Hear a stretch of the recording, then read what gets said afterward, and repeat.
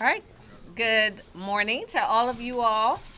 When we planned this press conference, I didn't know I was going to need extra security because of these New Orleans fans who I seem to have offended. So before we get to the real stuff, let me just say it was a joke. But I don't know of a Falcons fan who wants to see New Orleans and the Patriots in the Super Bowl.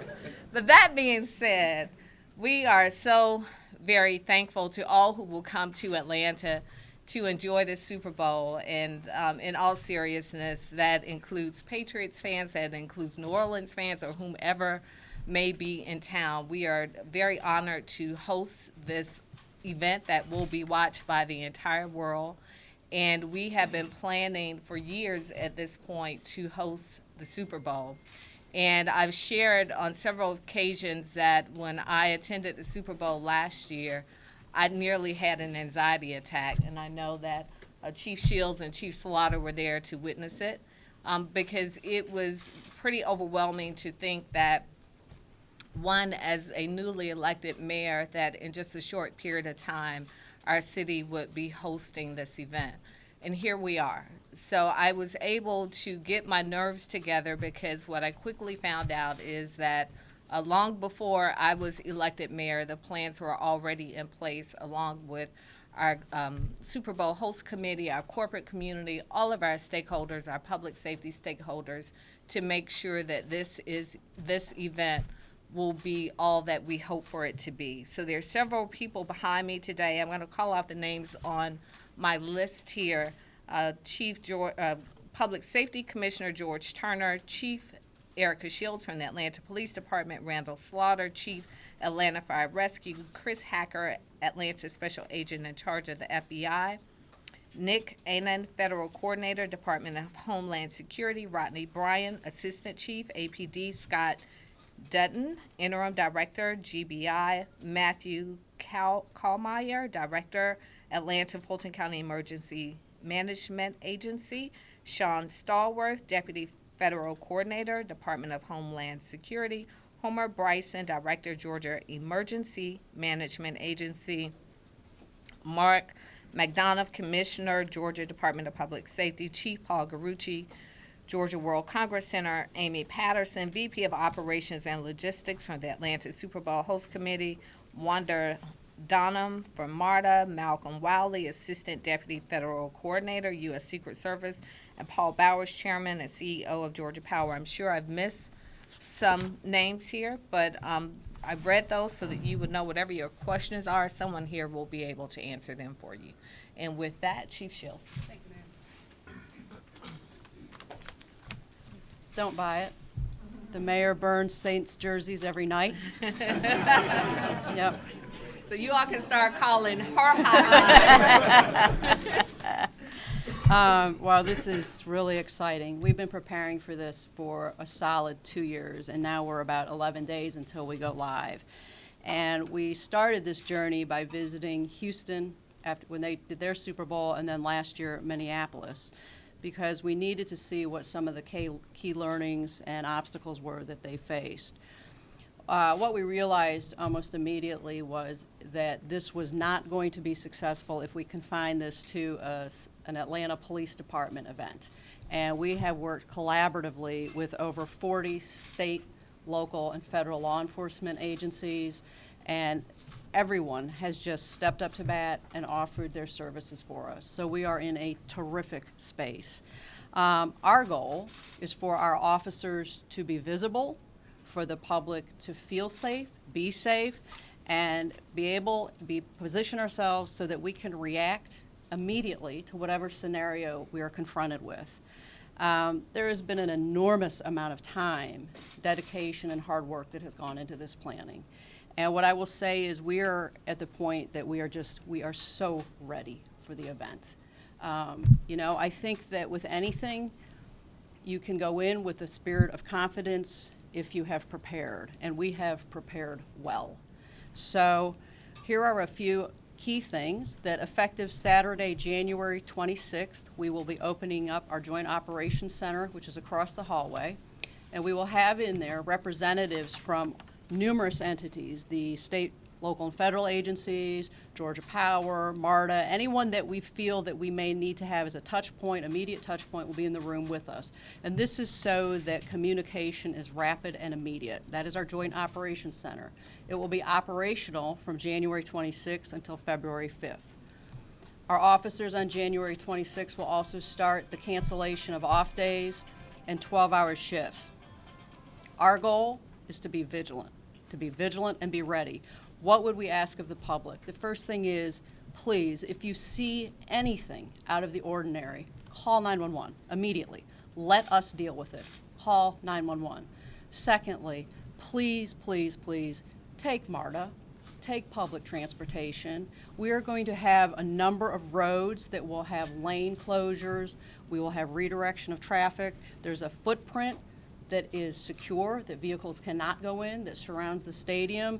So take MARTA where possible. And if you absolutely must drive your car, please remove the belongings from the vehicle before you get into the city. Do not leave guns, computers, money in your car. Please, work with us. But lastly, more than anything, folks, we want you to come to Atlanta and we want you to have fun. This is fantastic, and I hope it's the first of many Super Bowls that we have here. So with that, I'm going to introduce Chief Slaughter from the Atlanta Fire Rescue. Thank you. Thank you, Chief Shields. Good morning, everyone. Good morning. I'm so thankful that we as a team of public safety officials and city administrators are finally at this point. I will say that the men and women of the Atlanta Fire and Rescue Department are very excited and 100% prepared for Super Bowl 53. We are an all-hazards organization, all-hazards response organization. What that simply means is that anything that is not of a law enforcement nature, we will respond to and mitigate. Of course, we will be at full staffing for the duration of the event. As a matter of fact, there is a fire station located less than 1,000 feet from the stadium.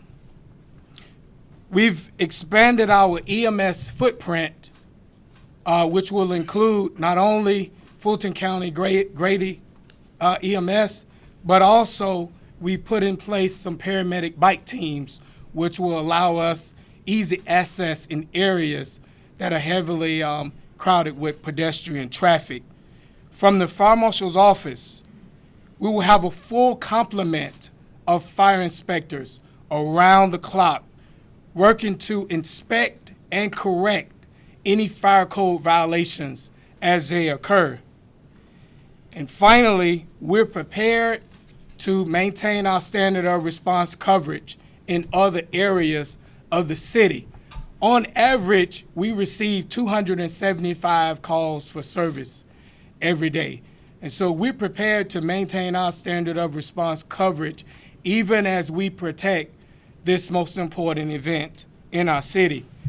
As fire chief, I am extremely proud of the collaboration and coordination with not just the public safety entities at the local, state, and federal level, but also with the city administration. And to that end, I'd like to publicly thank Mayor Bottoms for her support. Any resource that we have requested related to this event, we've gotten. So I'm extremely proud to the mayor for that. As I stated earlier, the Atlanta Fire Rescue Department is ready.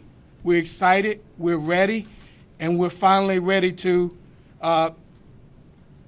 welcome this complement of individuals to our city, because we're so excited that our city is hosting this large sporting event. And with that, I'll turn it over to Director Dutton from GBI.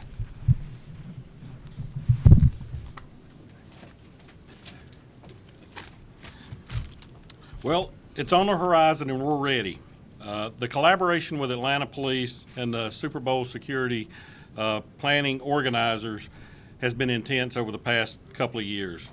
But I'll tell you, from the standpoint of any type of major event planning, City of Atlanta does it well. We collaborate on a regular basis as it relates to any type of major security event.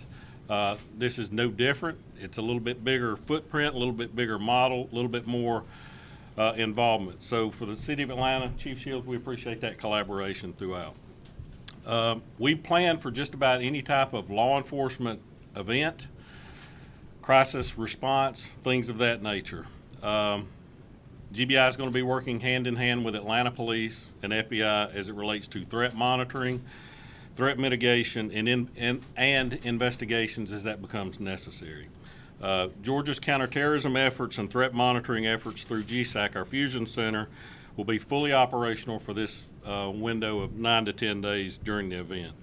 Our partnerships with the other state organizations that are part of this mission cannot be overstated. That's Georgia State Patrol, GEMA Homeland Security, Georgia Department of Corrections, Department of Community Supervision, and DNR. They are all critical parts of the mission for safety for the Homeland Security event, or for the Super Bowl event. During the event, we are advertising the use of our See Something, Send Something app. And this is not in no way to replace the 911 operations that needs to happen if there is an actual event that's taking place and you need immediate police assistance. The See Something, Send Something app is a smartphone app. It's available on Apple phones as well as the Droid phones. It's a simpler way of anybody attending the event to report any type of suspicious activity. These will be monitored 24/7. There'll be follow-up to every one of them that has any type of information. It will be relayed to the appropriate venue, and follow-up will take place. So far, this was introduced in the summer of last year. We're in the neighborhood of about 1,000 tips received through that program. Of course, we're anticipating and we're prepared for much more for the event. With that, I'm going to turn things over to FBI Special Agent in Charge, Chris Hacker. Chris? Thank you. All right, good morning. All right, so the FBI's primary mission is to support the Atlanta Police Department, who's the lead law enforcement agency responsible for securing this event. And I'd like to say thanks to the chief, the mayor, and all the folks behind me for all the dedication and collaboration over the last 2 years. An event like Super Bowl 53 is all about planning, preparation, and partnerships, again, that involves at least 2 years of planning with dozens of local, state, and federal public safety agencies and over 1,500 public safety personnel. The FBI role is twofold. First, we're responsible for coordinating the collection and dissemination of all operational intelligence from both a national and international perspective. Second, we're responsible for taking the coordinating lead in the event of an act of terrorism or any crime that rises to the federal level. Our Intelligence Operations Center is comprised of local, state, and federal agencies with over 100 personnel, will be operational from January 25th through February the 5th. Starting on Thursday before the game, we will be fully staffed 24 hours a day. And our Crisis Response Joint Operations Center will be staffed by analysts, professional staff, and special response teams starting on Thursday, January 31st for 24 hours a day. We want to assure that the public knows that we have planned for this to ensure nothing happens, but if something does happen, we are ready and prepared to transition into crisis response mode and investigative mode. Thank you. We'll now take a few questions. Chief Shield and Chief Slaughter, Super Bowl is kind of a 10-day event, and I think you said, Chief Shields, that you're going to have your personnel 12 on, 12 off. How, if that's true for the 10-day event, how do you make sure that there's not fatigue for both departments? Well, we've built in an off day for everyone so that they do have a break. But really what makes this manageable is the fact that we have so much assistance being afforded to us from other agencies that we don't have to put a drain on the staffing. We are acutely aware of the most valuable resource for us is our people all the time. And so I want our officers, I know it'll be hard work, but I want them to enjoy this. And they are our first priority. And for our firefighters, you may be aware that they normally work 24 on and 48 hours off. So what I have done during this 10-day period is cancel all scheduled leave. But of course, that will still allow them the proper time between shifts to actually rest while ensuring that we have a full complement of firefighters on duty during this 10-day period. Is there anybody who can, notwithstanding the chief's encouragement to use MARTA, but is there anybody who could talk about, with a little detail, the street closures and what traffic flow